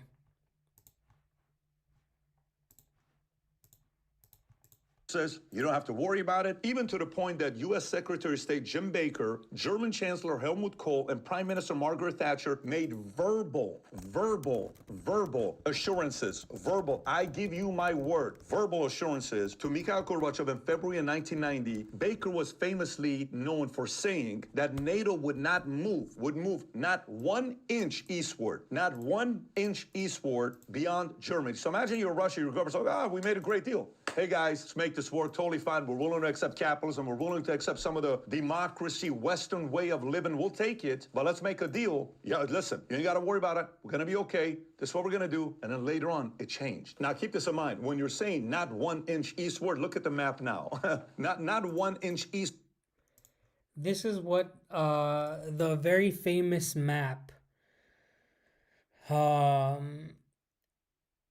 Well, let's start off with Germany. This is Germany, let's see, reunification, essentially 1952 to 1982 would be Germany. Okay, so the last time that it was not supposed to move, it's 1982. And if you look at the map, you see there Poland, you see the Czech Republic, you see, what the hell is that country? Golly, oh, that's Romania, Bulgaria, and you even have Croatia. On top, you have all of the Baltic states from Lithuania, Estonia, and Latvia. And honestly, it doesn't make any sense. I think that's Hungary, by the way, if I'm not mistaken. Right below Poland there, it's going to be Hungary. Sorry so this right on top of me is Poland. This right here below it would be Hungary. No, this would be Romania here, this big one, Bulgaria, Greece. That would be the Czech Republic there. I don't have a pointer. I need to get a pointer. But anyways, the point is, guys, 1982 is the last time the NATO was supposed to expand. And now with this map, you see, this is blasphemy. I think that Russia's been very patient. Russia's been painted as the boogeyman, the boogeyman, the boogeyman, the boogeyman. It doesn't really make sense. Yes, Slovakia. Thank you. Slovakia and then Hungary. So it doesn't make sense. This map doesn't make any sense. And now Ukraine is literally the worst case scenario for Russia. I told you guys, Ukraine is tied culturally, historically, and language to Russia. That would be way too easy for an unorthodox war to start between Russia and NATO. NATO would have Ukraine as a meat shield like it's using it now. This is why I believe it's a big difference between Finland and Ukraine. For some reason, the Ukrainians are not worried about being meat shields for NATO. Finland is much smarter than this. They've already lived through a winter war. They understand the price. They learned their lessons in history. But Ukraine, these people already played for the wrong side. If you know Ukrainian history, you know they played for the other side for some time. A lot of their population played for the other side. They are used to being meat shields for the wrong side. This is why Ukraine is a valuable asset for NATO. Word of Germany, look who now they expanded to. What do you think you're going to be thinking about if you're Russia? What's Russia's priority? Russia. So you just made a deal, and then you're looking at this map saying, hey guys, what the hell are you doing? Well, what happened to Margaret Thatcher, Jim Baker? What happened to Kohl? What happened to the German chancellor? All these promises. What is this all about? Right? So this is where it's like, well, maybe these guys are not keeping their word. Now, let's go back again, 1991. The Chicken Kiev speech refers to an address by President Bush, George H.W. Bush, on August 1st, 91, said to Supreme Soviet Union of the Ukrainian SSR in Kiev. In the speech, Bush cautioned against suicidal nationalism. Hey, guys, Ukraine, it's a suicide. If you want to kind of talk about Ukrainian nationalism, you've been part of these guys for all these years, but this is a suicide mission you're on. You sure you want to do this? You don't want to do it. We want to do it. Are you positive? We want to do it. It's a suicide mission you're on. They're going to come after eventually. No, we're going to do it. That's the warning that Bush gave to them at that time. And I keep in mind, the timing of this is interesting because this is August 1st, 91. And then December 1st, 91, 3 months later, over 90% of Ukrainians voted. So think about the timing. He's saying, you may not want to do this, this whole nationalism, because in Ukraine at the time, they had the Azov battalion, which part of it they had built that was the Nazi symbol with the wolf sign. We've seen these before in documentaries. He's saying, guys, you're making a mistake. Do not do this. He's warning them. Shortly after that, We're talking exactly 19 days later, on December 20th, Boris Yeltsin in 91 writes a letter after the dissolution of Soviet Union. He sent a letter to NATO suggesting that Russia was open to the idea of joining the alliance. Think about this. Russia is open to joining the alliance. Yep. This is no secret. This is no secret. Russia has wanted to join NATO. Everybody knows that. One second. Let me hopefully the live doesn't end here.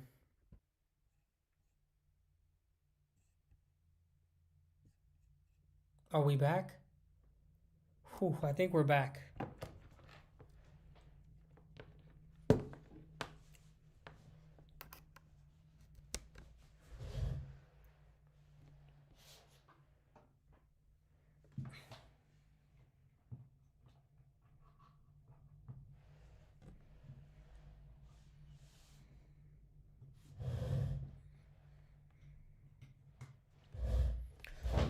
All right, guys. So I do appreciate a lot of your guys' comment who appreciate my commentary on this topic.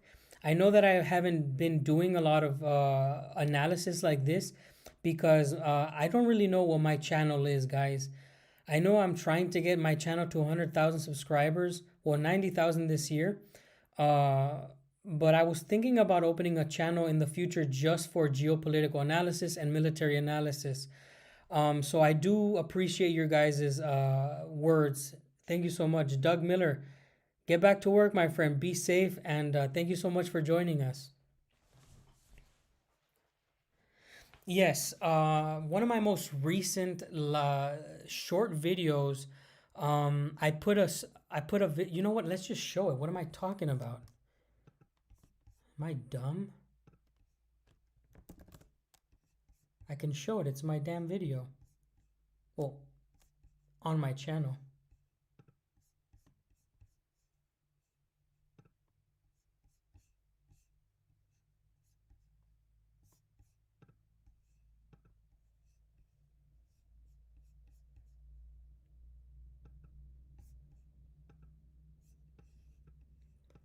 So I put this short up on my channel, and check it out. This is the United States Army, some recruits, I don't know what they call them in the army. This army soldier, guys, there's two of them dancing a traditional Russian style. This is absolutely beautiful to watch because people forget there's hundreds of thousands of Russian Americans, and we would make the best allies in the world. Russia and America would be unstoppable.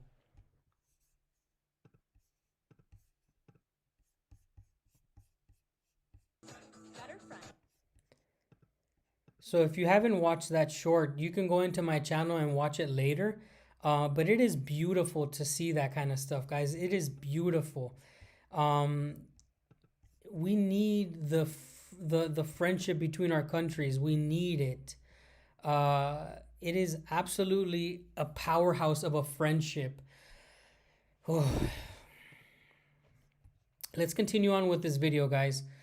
We reached, let's see, we reached over 160 likes. Thank you so much.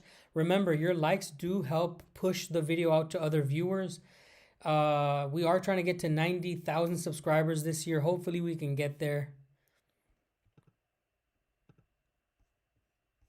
It would mean a lot to me. Oh, we're almost at 200 likes. Wow, really cool, really cool. Let's continue, let's continue.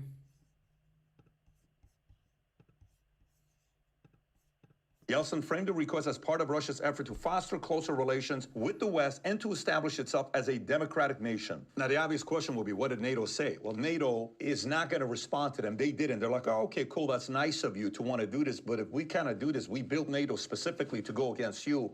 If you now join us, now we're not needed. If we're not needed, what are we going to do with military-industrial complex? That's a big business model, making billions of dollars. Peace is not a good business model if you're selling weapons. Why would we want peace? Don't tell anybody this. Let's just kind of let this thing go. We know Yeltsin's trying to get some peace stuff going over here.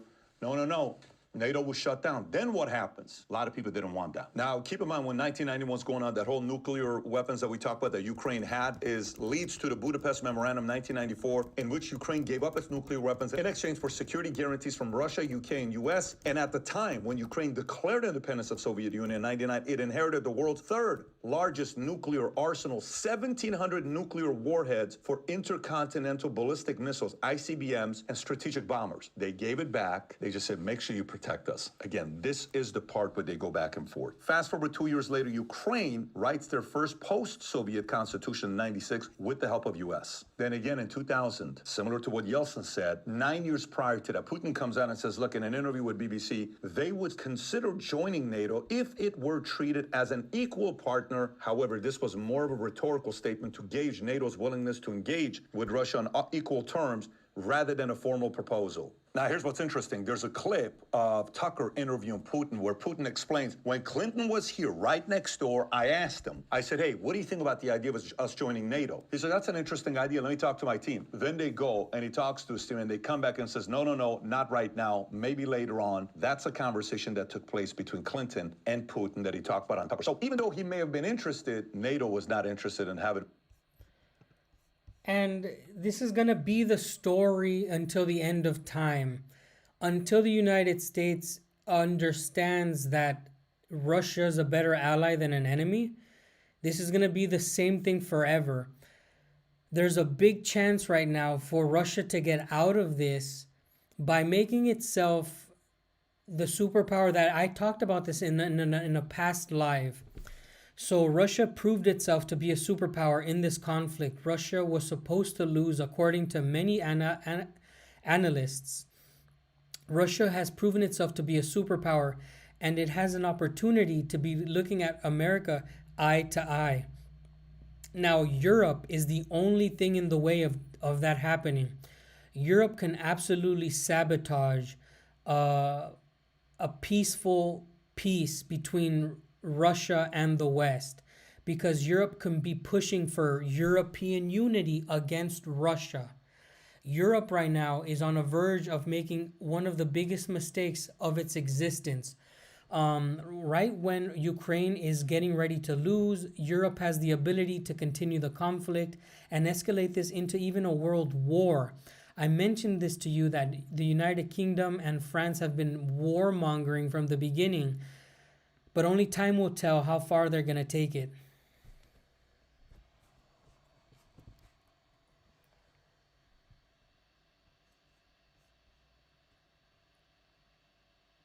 By the way, are the fans on this thing too loud? Because now my computer's starting to heat up.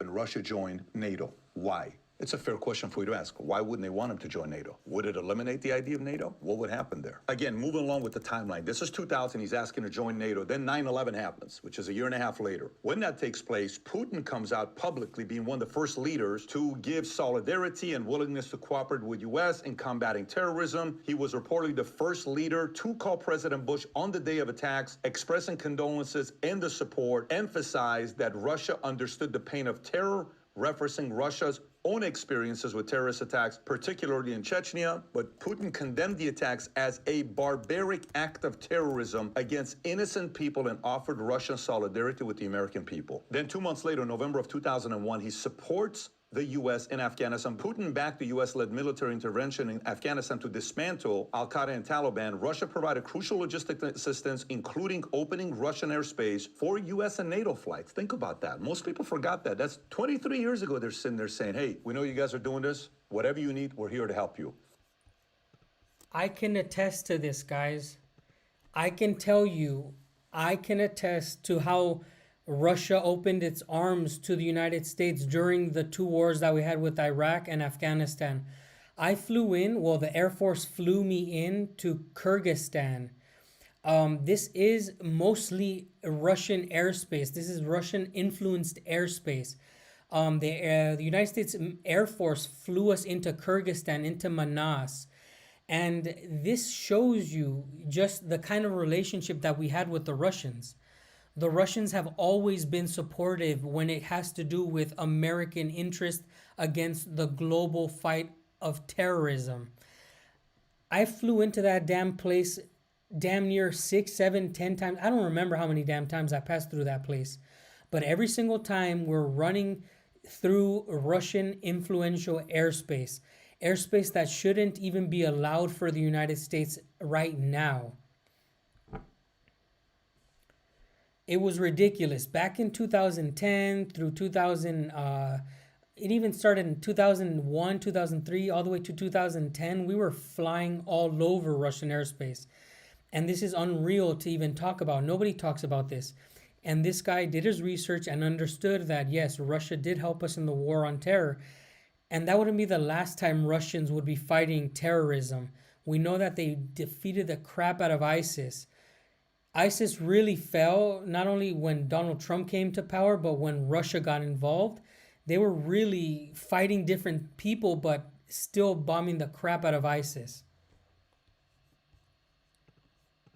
Think America, Russia, whatever you need. We're helping you in NATO. We don't hear this story often when that took place, when they're helping Afghanistan, right? Facilitating the use of Central Asian bases by U.S. forces, sharing intelligence on Afghanistan terrorist networks. Putin's never been a fan of terrorist organizations, and he's openly described terrorism as a common enemy of both Russia and the U.S., signaling a shared commitment to global counterterrorism. This is good. This is 23 years ago. So at this time, November 2001, America's like, oh, okay, he's helping us out. Afghanistan, this was cool. We're getting his support. 2 years later, it's like, listen, guys, what's the story with this Iraq war? What are you guys doing with the Iraq war? I'm not with it. Invasion of Iraq, seen it as a destabilizing and outside the scope of counterterrorism. Now he's not showing support to some of the stuff that's going on. And how much did Iraq cost us? How much money? How many troops died? Then the color revolutions, the U.S. support for pro-democracy movements in former Soviet states such as Ukraine, Georgia, heightened Putin's suspicion of Western intentions. Like, wait a minute, guys, what are we doing? I'll give you support, but don't think for a moment I'm naive. What are we doing here? I'm not with this, and I'm not with this. Don't blindly take my support that you can now do anything, and I'll back you up. And in NATO expansion, even more going into Eastern Europe. Guys, at this point, we have a problem. You're not showing that you want peace here. You're showing that you want to paint me as an enemy, and how much more can I go sitting here wanting to make things good with you guys, but you guys keep pushing the envelope. Now, this leads to 2004, 2005 Orange Revolution. You may have seen this documentary before. I think Oliver Stone did a good documentary on this. Protests in Ukraine were sparked by widespread allegations of electoral fraud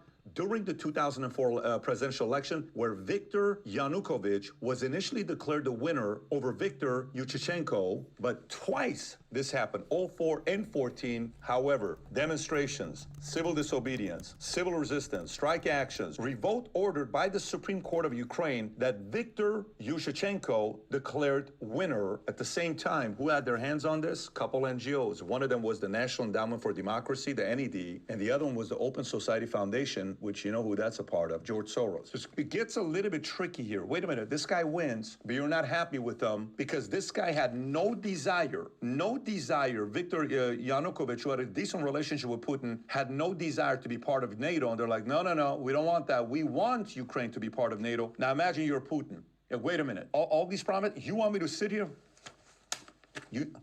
You just crossed the line. We now officially have a problem. That's why his motives are where they're at. Now, at the end of this 2008, 2012, Putin steps down. Dmitry Medvedev comes in because at the time they only had a two-term. Of course, later on it changes. But he steps down, and tens of thousands of people participate in the 2011, 2012 Russian protests, also known as a snow revolution. Protests took place across major cities like Moscow, St. Petersburg, with chants like Russia without Putin and United Russia is the party of crooks and thieves. Now, the Bolotnaya Square protests in Moscow were among the largest since the 1990s. Now, here's where it gets tricky. So these guys are protesting to not be for Putin, right? And in America, NGOs can pay people to protest. We don't have a law against that. It happens all the time. And it's a regular thing. Open Society's been behind it. Putin says, wait a minute, you guys want to pay these guys? This is allegedly, and some people can verify this, you guys are getting paid to protest against me, so you make me look like an idiot in Russia? No problem. I'm going to come back in and I'm going to make sure anybody that's taking money from any NGO, whether it's the National Endowment for Democracy or it's a USA, the United States Agency for International Development, anybody that's taking money from NGO, you have to declare it to everybody. You can't just go out there and take the money and fool the average Russian voter not realizing what's really going on. By the way, you may or may not agree with whatever Putin's doing, but are you for NGOs paying people to be actors going outside, making a lot of ruckus, confusing the American people, and the media comes and says, oh, look, they're all against the president. They're all against the president. Look at all this stuff. Do you want to be manipulated? Do you want the American people to be manipulated? Because it happens in America all the time. He sits there and says, I'm not with the guys. You're not doing that. I think I need to come back. Now, imagine during this time, 2008, 2012, Putin's watching everything that's going on around the world. You have a lot of time, right? It's like, wait a minute, what's going on over here? What's going on over there? What is all this stuff? He's done, right? Assuming he's done. And he sees the global uprisings, Arab Springs, 2010, 2011. Well, what happened to... Let me just give a quick summary on that. I know you guys are listening and you're watching. I think that the biggest problem in the West is that we think we can get away with things and other people can't. I think that we have, our governments think that they're always going to get away with it. I think they really hit a wall with Russia. They underestimated Russia. Again, I'm not pro-Russian. I'm not making these, I don't make this channel because I support Russia and I want the downfall of my own country. I do it because I want my country to stop being hypocritical, right? We want to call out people like this man is doing. And I think it's important to do it. It's healthy to be clear-minded, because if we have people like that first video, we watched the first video, that kind of guy will lead you to world wars. He doesn't know anything about the history and he has no nuance in his argument. It's just Putin bad, Russia evil, must defeat Russia.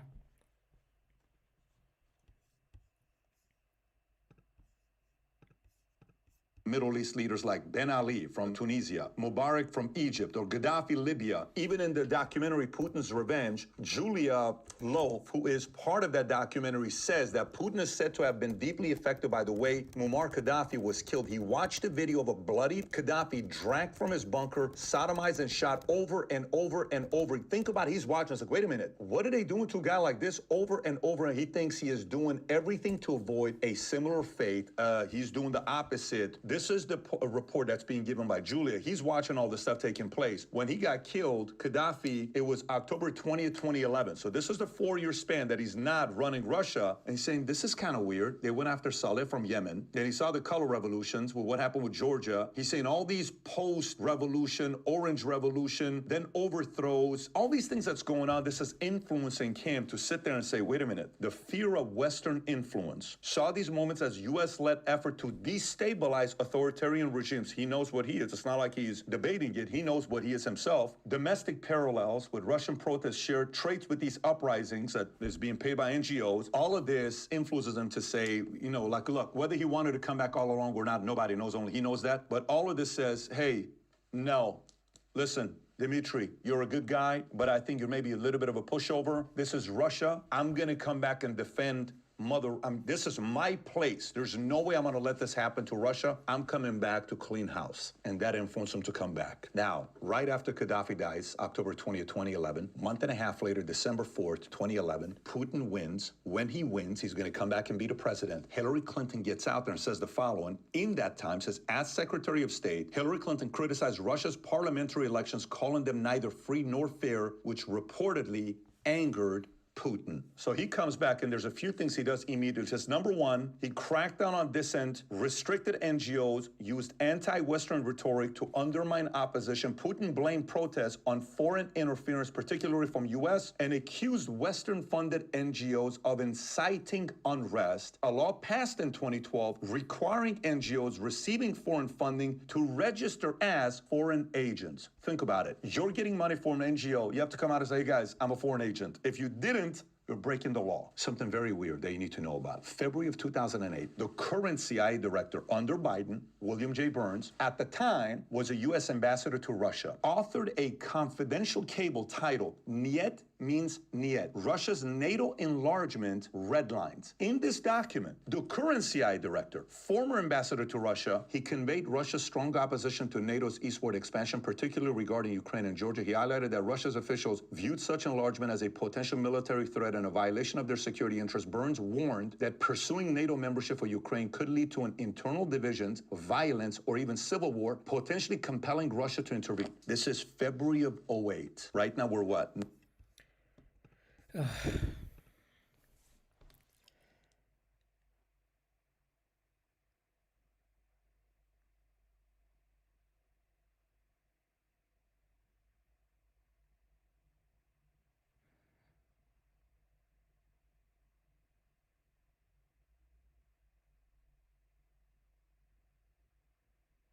We'll see what happens.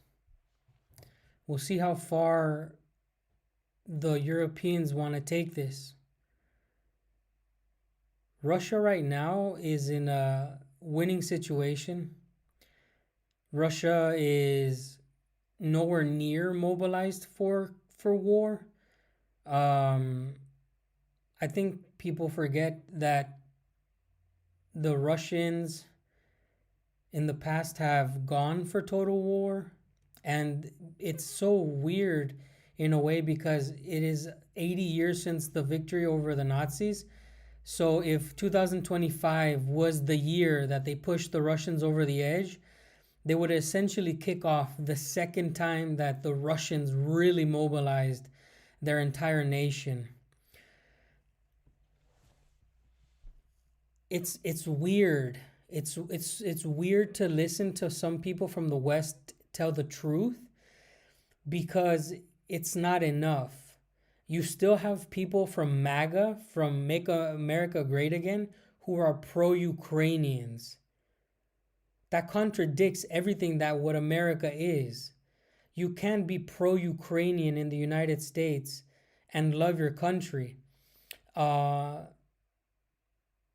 MAGA should represent no intervention in foreign conflicts. Yet you have these freaking warmongers. See, I myself, I don't understand the politics in the United States because there is no clear line to what people are. You know, either you love your country or not. That's what the line is in Russia. When I moved to Russia here and I married my wife, there was no politics. There is you love Russia or you don't. There wasn't like, oh, I'm a conservative, conservative values. No. All of this BS that they feed you on the television, like, oh, Russia's conservative values and all this bullshit. No. In Russia, it's you love Russia or you don't love Russia. If you don't love Russia, you will do the things that contradict Russia's existence, which are these things, right? But it's not, Russia doesn't exist just because of its conservative values. It exists because people in Russia love Russia and they love their lifestyle. That used to be like that in the United States. It used to be, we love America, let's keep America what it is. But that doesn't exist anymore. So that's how you have these MAGA people who support Ukraine, and this is how it gets super weird over there in the United States. Now, a lot of you guys might not agree with me what I'm saying about Russia, but it's my analysis. It's my personal analysis after living here for so long that Russians, there's two types. We made one video on Roman, the Russians that hate Russia, and the Russians that love Russia. There's only two types. There's only two flavors. There's only two flavors of Russians. Russians who love Russia and Russians who hate Russia. We made videos on people who hate Russia. They exist. There are Russians who are born who absolutely despise their own country. I don't get the politics in the United States. How could you be a conservative who supports a foreign war that's going to make our country broke and fund the people who hate us? Doesn't make any sense.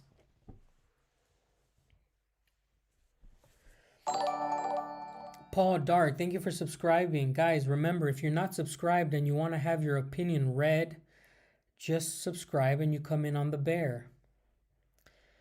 Now, let's take some comments from the comment section. Avoid war. I'm American. You're right. Would that include Israel? Listen, Israel is a freaking weird case because where Israel exists is an artificial place. I really love history, and I'm not going to get into the Israel thing, but if you look into history long enough, I think that the Western powers really messed up that region. It's not the fault of the people in that region that that exists, but history really screwed that up, guys. Let's just be honest.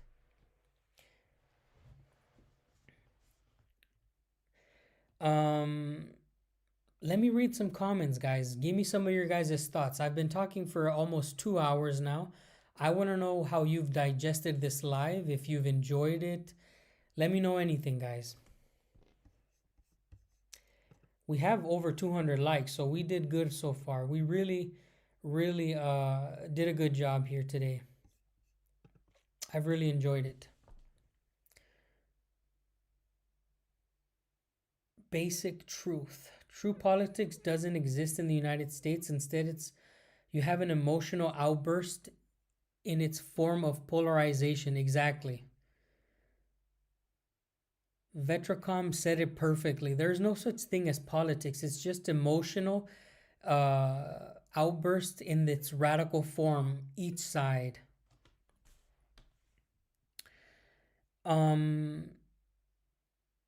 Keith's Russian Journey says, I try to stay away from all the politics. I have learned a lot today. Thank you so much, man, Keith, for watching this live, and thank you for. I know politics is a burden. Druki says, Yo, Dan, there's a lot going on in the Western world, as you may know, etc. Here in the United Kingdom, us patriots are fed up on how demanding our government is to change their views. You know what, guys? The day's gonna come when it's over. Like when the people are fed up. What if long-range missiles are used against Russia again? Well, we're at the mercy of Russia's patience. Russia has been fighting multiple countries, weapons and people, and we've been at the mercy of their patience.